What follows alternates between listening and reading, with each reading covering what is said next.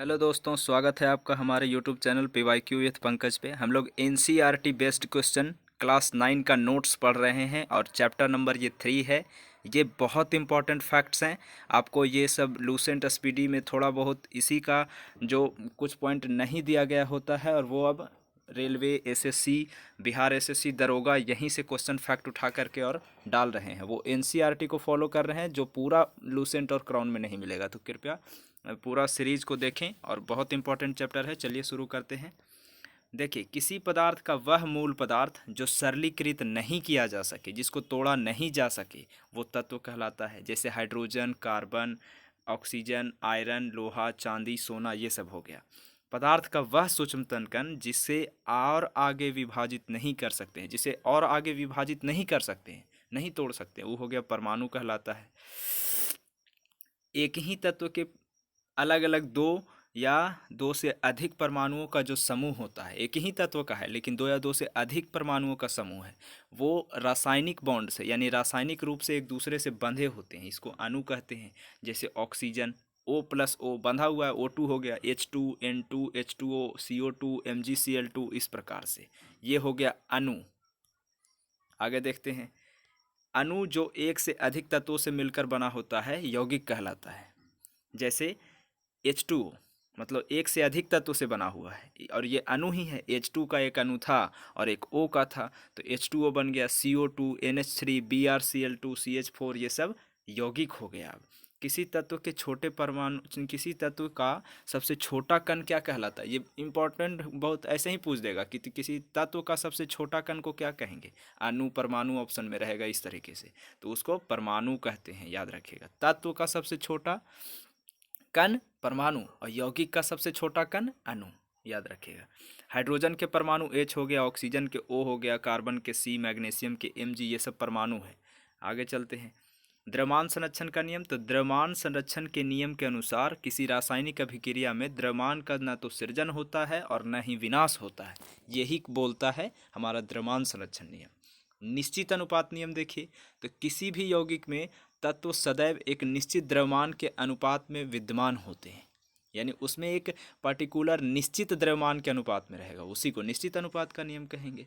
किसी दिए गए तत्व के सभी परमाणुओं का द्रव्यमान एवं रासायनिक गुणधर्म समान होता है। कोई भी तत्व का समान परमाणु का द्रव्यमान है तो उसका रासायनिक गुणधर्म भी समान होगा। अलग अलग तत्व के परमाणु के द्रव्यमान है तो उसका रासायनिक गुणधर्म भी अलग अलग होगा। डाल्टन के परमाणु सिद्धांत कहता है कि परमाणु द्रव्यमान सबसे विशिष्ट संकल्पना थी और उनके अनुसार प्रत्येक तत्व का एक अभिलाक्षणिक परमाणु द्रव्यमान होता था। ये डाल्टन का परमाणु सिद्धांत बताता है कि हर तत्व का एक अभिलाक्षणिक परमाणु द्रव्यमान होता था। परमाणु द्रव्यमान इकाई।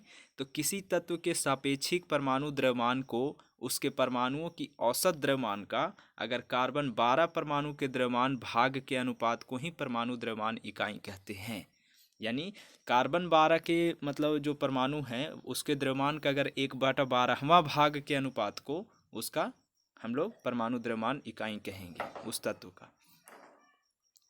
किसी तत्व के या यौगिक का अणु उस तत्व या यौगिक के सभी गुणधर्म को प्रदर्शित करता है। यानी किसी तत्व का परमाणु जो है, मतलब किसी तत्व के यौगिक का अणु उस तत्व के, कोई भी तत्व का यौगिक का एक अणु लें तो उस तत्व के यौगिक के सभी गुणधर्म को वो बताता है। अब देखिए अगला, एक ही तत्व के परमाणु अथवा अलग अलग तत्वों के परमाणु परस्पर संयोग करके क्या बनाएगा? अणु बनाएगा। यानी H+H, ये परमाणु था, दोनों बना योग किया तो अणु बना।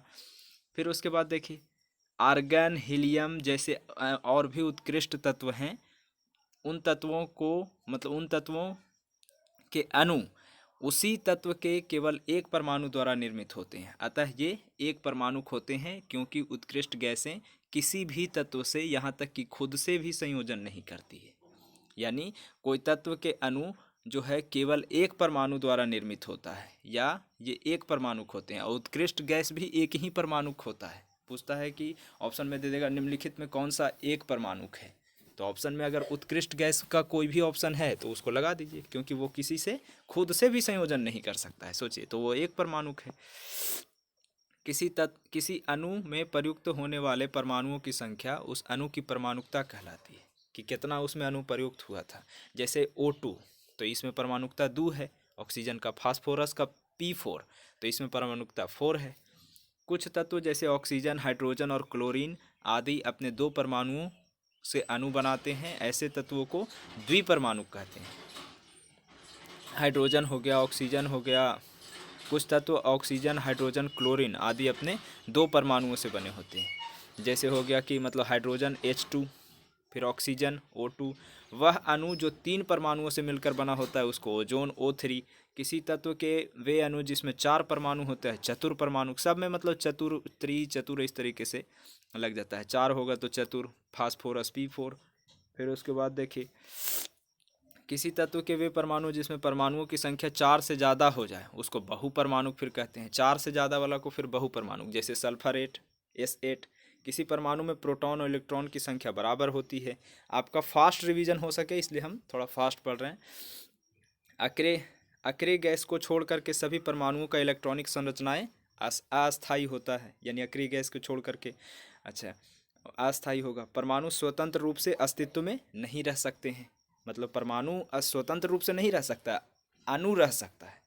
अच्छा, परमाणु अस्तित्व में बने रहने के लिए इलेक्ट्रॉन्स की साझेदारी करता है। आयन जो है विद्युत आवेशित कण होता है। आगे देखिए, आयनों को इलेक्ट्रॉनिक संरचनाएं अस्थायी होता है। आयन स्वतंत्र रूप से रह सकता है, अभी बताए थे। आयनिक यौगिक में पहला तत्व जो है वो धातु होता है जो धन आयन बनाता है, और दूसरा तत्व अधातु होता है जो ऋण आयन बनाता है। यानी आयनिक यौगिक कोई अगर है तो उसमें पहला तत्व देखिएगा धातु होगा और वो धन आयन बनाएगा, धातु धन आयन बनाएगा। मोल एक प्रकार से बहुत सारे परमाणुओं का ढेर है, हेप है, जो जिसमें सभी प्रकार किसी भी तत्व के परमाणुओं, अणुओं या आयनों की संख्या होता है। और मोल का इसीलिए मान है एक, जिसको 6.22 गुने 10⁻23, ये पावर है 10⁻23 होता है। मोल पदार्थ की वह मात्रा है जिसमें कणों की संख्या है। जी, कणों की संख्या का मतलब हो गया परमाणु, आयन, अणु या सूत्र इकाई। कार्बन 12 के ठीक 12 ग्राम में विद्यमान परमाणुओं के बराबर होता है। आगे देखते हैं, किसी पदार्थ के 1 मोल में कणों यानी परमाणु, अणु या आयनों की संख्या निश्चित होती है, और इसी का मान देखिए ऊपर में 6.022 गुने 10⁻23 होता है। इसी को अवगाड्रो मान भी कहते हैं। यही ये पावर 23 था। अवगाड्रो संख्या का मान भी यही है और मोल का मान भी है। किसी तत्व के परमाणु के 1 मोल के द्रव्यमान को मोलर द्रव्यमान कहते हैं। परमाणुओं के मोलर द्रव्यमान को ग्राम परमाणु द्रव्यमान भी कहते हैं, मोलर द्रव्यमान को। अभ्यास के लिए और देखिए, ये प्रैक्टिकल किया हुआ है, ये आप देख लीजिएगा। आगे चलते हैं, इसमें जो मतलब बहुत इंपॉर्टेंट है उसको। डाल्टन के परमाणु सिद्धांत के अभिग्रहित द्रव्यमान का संरक्षण का नियम परिणाम क्या होगा? परमाणुओं के समूह जिन पर नेट आवेश विद्यमान है उसे बहुपरमाणु कहें।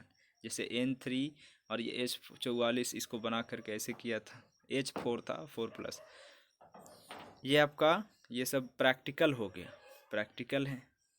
रासायनिक सूत्र देखिए, कॉपर ये था कोची का, कैल्शियम क्लोराइड का CaCl2, फिर कॉपर नाइट्रेट का CuNO3O2, एल्युमिनियम क्लोराइड का Al2C3, ऐसे करके है।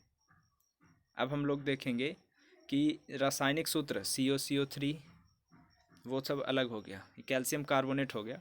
अब हम लोग देखेंगे 5 नंबर क्वेश्चन कि निम्नलिखित यौगिकों में विद्यमान तत्वों का नाम दीजिए। जैसे बुझा हुआ चूना, तो इसका मतलब कौन कौन सा तत्व होता है? तो बुझा हुआ चूना यानी CaO हो गया। तो इसमें कौन कौन तत्व है? कैल्शियम है और क्या है? ऑक्सीजन है, कैल्शियम ऑक्सीजन है। हाइड्रोजन ब्रोमाइड HBr में कोची कोची है? हाइड्रोजन ब्रोमीन है। बेकिंग पाउडर में Na यानी सोडियम, हाइड्रोजन, और CO यानी कार्बन हो गया, C से कार्बन और O3 से ऑक्सीजन। पोटेशियम सल्फेट K2SO4 है, यानी इसमें पोटेशियम, सल्फर और फिर ऑक्सीजन है। निम्नलिखित पदार्थों के मोलर द्रव्यमान का परिकलन कीजिए। इसका मोलर द्रव्यमान, इसका मोलर द्रव्यमान, सबका मोलर द्रव्यमान निकाला है। C2H2 का देखिए निकाले हुए है। इसमें मोलर द्रव्यमान, इसमें कार्बन की परमाणु संख्या 2, इसका भी 2 था, फिर निकाला 2 गुने 12, कार्बन का 12 होता है, हाइड्रोजन का 1 होता है, तो 2 गुने 12 तो ये 24, और ये हो गया ये 24 और ये 2, 24 और 2 26 हो गया आंसर इसका। सल्फर का फिर निकाला है, इसी तरीक़े से आप निकाल सकते हैं। मोलर द्रव्यमान। और आगे देखिए अति लघु उत्तरीय प्रश्न में भी वही है, इस सूत्र लिखना था। जैसे मैग्नीशियम क्लोराइड का जो MgCl2 हो जाएगा, फिर कैल्शियम क्लोराइड का तो कैल्शियम क्लोराइड का CaCl2 हो जाएगा, फिर कॉपर नाइट्रेट का तो कॉपर नाइट्रेट का CuNO3 हो जाएगा, एल्युमिनियम क्लोराइड का AlCl3 हो जाएगा, AlCl3, कैल्शियम कार्बोनेट का CaCO3 हो जाएगा।